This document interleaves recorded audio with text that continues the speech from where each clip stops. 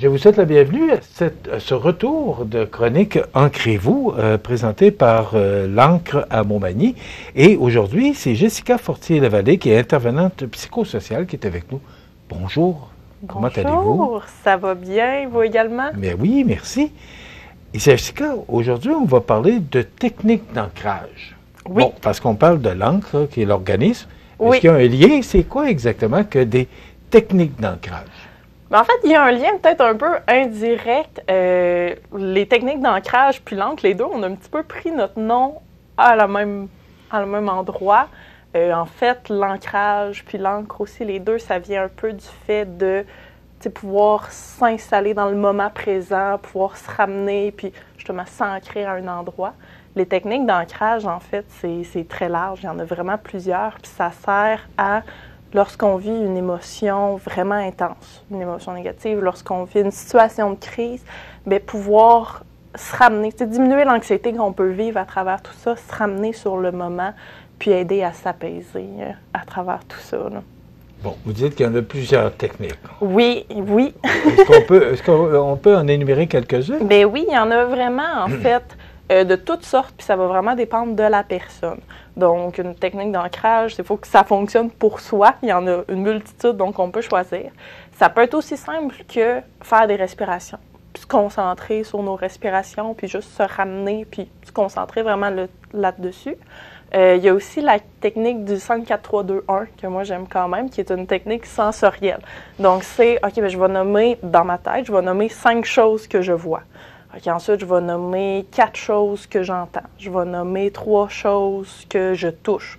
Je vais nommer 2 choses que je peux sentir. Puis, je vais nommer une chose, la dernière, je pourrais faire une chose que je pourrais goûter, qui est proche de moi en ce moment. Donc, c'est en se ramenant... Toutes les sensations qu'on éprouve. Oui, exact. Toutes les sensations qu'on éprouve, qu'on pourrait éprouver. Donc, c'est vraiment de...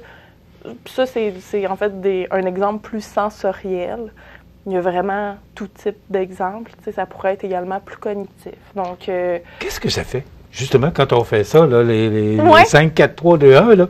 Est-ce qu'on voit tranquillement qu'on voit mieux ou qu'on file mieux? Ou comme...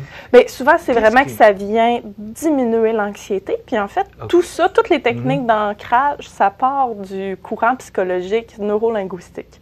Je vais faire ça très simple. Okay. En fait, c'est le fait d'associer un état émotionnel à un comportement. Puis ensuite, à chaque fois qu'on refait ce comportement-là, on revient à l'état émotionnel, justement, plus calme, plus de base. Donc, c'est justement en revenant sur nos sens ou en revenant sur quelque chose de cognitif, bien, ça nous ramène à l'état émotionnel qu'on a plus souvent dans ces moments-là. Donc, plutôt que d'être justement sur la situation qui peut être plus stressante, qui peut être plus intense, bien, de se ramener sur nos sens, notre moment, puis ça va être vraiment, c'est ça, à diminuer. Ce que je comprends, c'est nos petits plaisirs. Oui, c'est nos petits plaisirs. Parce que vous parlez de nourriture, vous parlez de... Donc, ça veut dire que ce que je comprends, pour se ramener, c'est de se faire plaisir.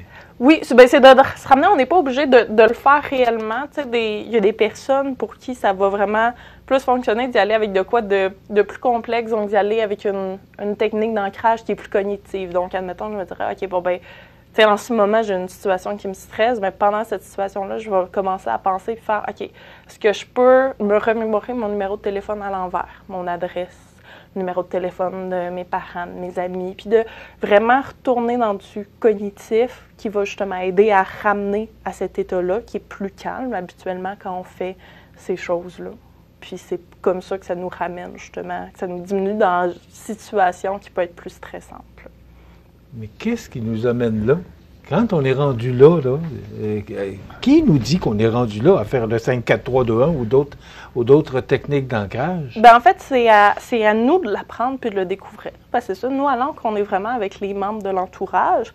Donc, parfois, justement, par leur entourage, ils peuvent se retrouver dans des moments, dans des situations qui sont plus de crise. Et là, si on ne fait rien et on reste juste à vivre la situation comme ça, bien, ça peut être vraiment stressant, ça peut être vraiment déstabilisant.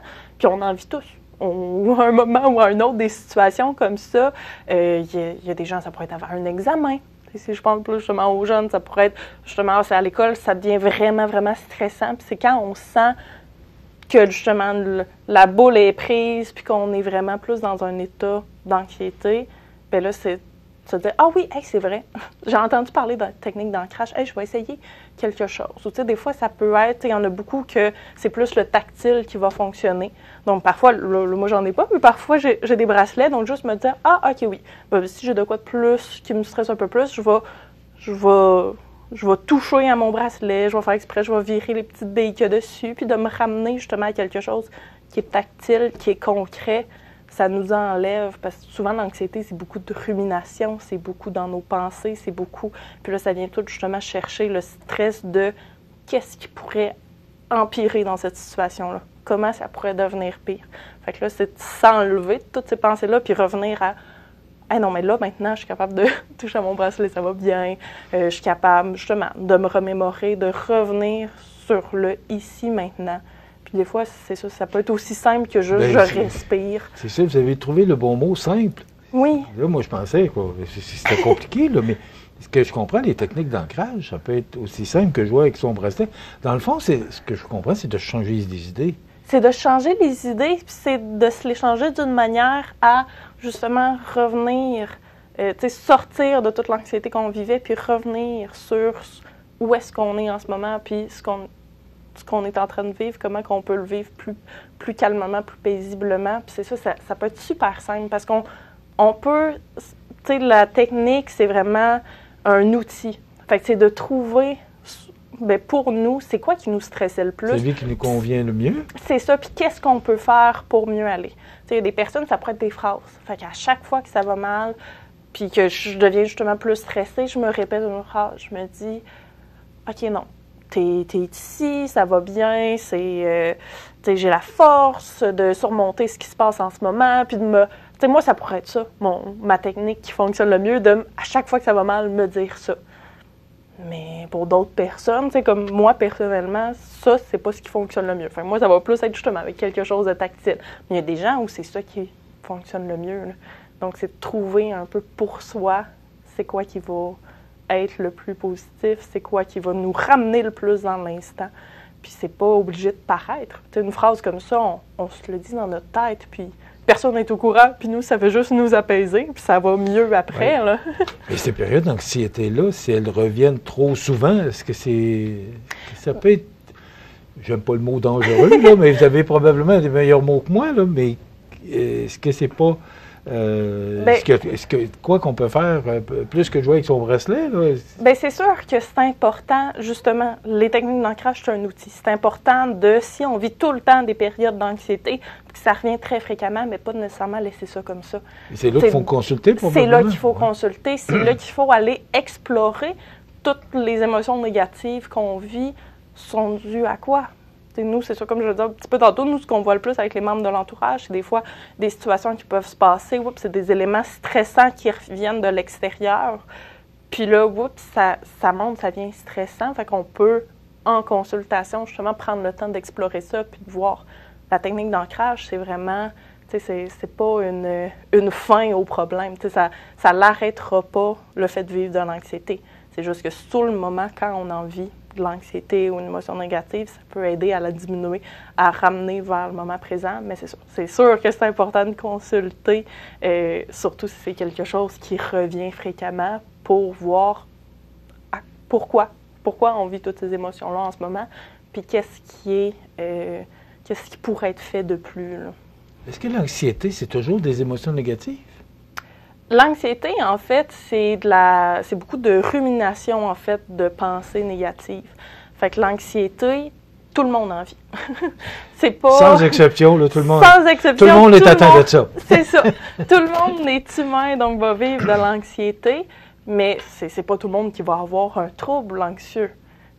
On va tous vivre de l'anxiété. C'est quoi la différence entre les deux? Bien, de l'anxiété, en fait, c'est un sentiment, c'est une émotion, c'est un état dans lequel on est, qu'on va tous passer par là. Quelqu'un qui vit un trouble anxieux, c'est qui a envie justement à répétition, qui a envie de manière plus intense, qui a envie plus fréquemment.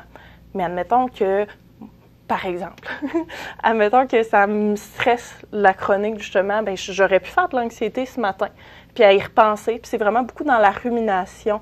Donc, de venir se dire, ah, crème, hey, tantôt je m'en vais à CMA TV, ça me stresse plus d'y penser tout le matin, puis là, peut-être d'avoir la boule dans le ventre. C'est vivre de l'anxiété, ça.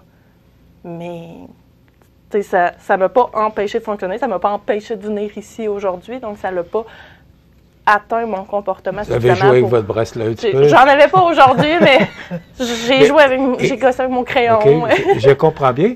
Et trouble anxieux? Trouble anxieux, c'est vraiment la personne qui va en vivre à répétition, puis que l'impact dans l'anxiété qu'il va avoir sur cette personne-là, ça va être vraiment notable. Ça peut l'empêcher de fonctionner. Fait que ça vient tellement prendre justement toute la place dans les émotions dans la tête que ça l'empêche justement de... Finalement, la personne ne serait pas venue. Si je reprends mon exemple du fait venir ici, par exemple, quelqu'un avec un trouble anxieux aurait pu, c'est ça, finalement ne pas venir. Après ça, c'est aussi vraiment beaucoup dans la fréquence, d'à quel point ça revient fréquemment. Puis c'est pour ça que je dis, si on est tout le temps en train de vivre de l'anxiété, puis qu'on est tout le temps en train de vouloir faire plein de techniques d'ancrage, les unes par-dessus les autres, puis que c'est pas suffisant, mais là, c'est important d'aller consulter. C'est important d'aller explorer pourquoi qu'on vit ça, puis ça peut être quoi. Parce que ça peut développer d'autres choses. Si cette anxiété-là revient trop souvent, ça peut développer d'autres problèmes. Oui, c'est pas nécessairement que ça va en développer d'autres, mais c'est surtout qu'on veut pas, dans le fond, faut pas que ça soit laissé comme ça. Faudrait que c'est important que ça soit exploré pour éviter que, ce que c'est un trouble anxieux qui n'a jamais été découvert, qui n'a jamais été diagnostiqué. Puis parce que là, c'est pas agréable pour une personne de vivre avec un trouble anxieux. C'est vraiment difficile à vivre avec ça. Donc, de vivre avec ce trouble anxieux-là sans jamais qu'il soit exploré, sans jamais qu'on sache c'est quoi, puis que c'est de plus qu'on peut faire pour s'aider là-dedans. Là. Donc, c'est pour ça que c'est important de... Mais là, moi, je dis ça souvent, puis là, je n'irai pas voir Jessica, je suis même trop gênée, puis j'ai pas besoin de consulter. Je pense que je vais être correct. Si je pense comme ça, je suis pas correct. Moi, j'ai pas mon dire que c'est jamais négatif d'aller consulter. Mais il y en a que ça intimide, il y en a que qu'est-ce qu'elle va dire. Ça peut être vraiment stressant de venir consulter, puis des fois, c'est qu'on va avoir plein de préjugés de « Ah non, mais là, je peux pas tout dire, elle va me juger, ou c'est quoi qu'elle va penser si je viens voir pour ça. » Mais tous les intervenantes, parce que pas juste à l'angle, mais vraiment en général, c'est le travail de faire ça, puis de justement entendre parler des situations, puis pouvoir des fois amener une autre vision ou aider la personne à voir différemment sa situation, puis juste des fois écouter, aider à comprendre c'est quoi qui se passe, puis parfois, c'est vraiment juste écouter. Tu sais, si tout ce qui se passe dans ma vie, c'est vraiment trop intense, puis là, ça me stresse d'y aller, mais des fois, on a juste besoin d'en parler, puis de le sortir, puis de le ventiler. C'est ça, le laisser aller, puis ça peut pas être négatif. Je sais que souvent, ça peut être un peu stressant, mais comme je dis, moi, à mes yeux, tout le monde pourrait aller consulter. Puis ça peut jamais être négatif. Là. C'est juste un plus qu'on rajoute des outils dans notre boîte. Là, on a parlé juste de 2 techniques d'entraide, mais il y en a beaucoup d'autres. Là. Oui. Ce serait intéressant, mais on va peut-être élaborer là-dessus, là, c'est déjà terminé. Mais les techniques d'ancrage ou encore de consulter, d'aller voir des gens comme vous, des spécialistes qui peuvent nous aider à... Vous aviez parlé de nœuds tantôt, là, mais dénouer ce nœud-là, il est toujours là, puis on n'est pas capable. C'est là que vous intervenez. Exact. C'est pour aider à voir clair dans une situation que quand c'est nous qui la vit, mais c'est normal, on a les 2 pieds dedans. Donc, des fois, c'est plus difficile de voir tout ce qui se passe, comment ça se passe, mais là, d'aller consulter, c'est d'aller voir quelqu'un, justement, qui va pouvoir nous éclairer là-dedans. Rapidement, en quelques secondes, est-ce que vous réalisez qu'avec ce qu'on vit dans l'univers qu'on vit aujourd'hui, il y a plus d'anxiété qu'il y en avait auparavant? Je pense que c'est dur à dire, parce que je ne sais pas. Je ne sais pas si on en vit plus ou c'est juste qu'on en parle plus. OK. Parce que je crois qu'il y a plus de raisons de vivre de l'anxiété maintenant, mais c'est aussi devenu quelque chose. L'anxiété, c'est un des troubles de santé mentale qui est peut-être le plus socialement accepté. Donc, c'est correct d'en parler. Donc, les gens, par rapport à l'anxiété, des fois, se sentent un peu moins retenus. On gère mieux. Oui, exact. On a moins peur d'en parler, là. C'est intéressant. Technique d'ancrage, donc Jessica Fortier-Lavallée, intervenante psychosociale à l'Ancre, c'est au 182 avenue de la Fabrique à Montmagny, bureau 103, 248-0068. Puis n'hésitez pas, si vous avez besoin, n'hésitez pas, ils sont là pour ça. Exact. Alors, c'est toujours plaisir si on peut vous aider. Oui, Merci beaucoup. C'est Mais très merci. intéressant, Jessica. Voilà, ben, ça complète notre chronique pour aujourd'hui.